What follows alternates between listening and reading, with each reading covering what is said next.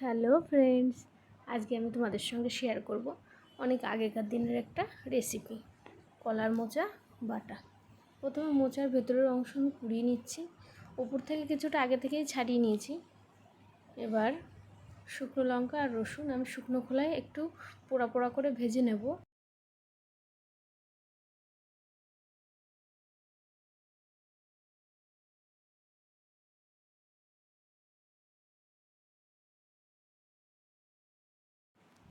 পোড়া পোড়া করে ভেজে নিয়েছি, এবার নামিয়ে নেব।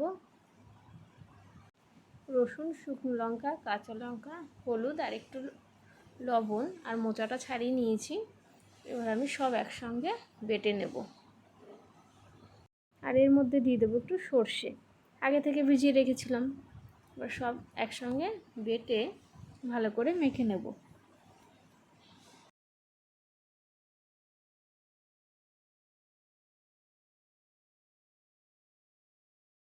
মোচা আমি শিলেই বেটে নেব, মিক্সারে বাটলে অত ভালো লাগবে না।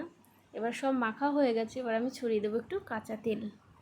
গরম গরম ভাতে তোমরাও টেস্ট করতে পারো, খুবই টেস্টি।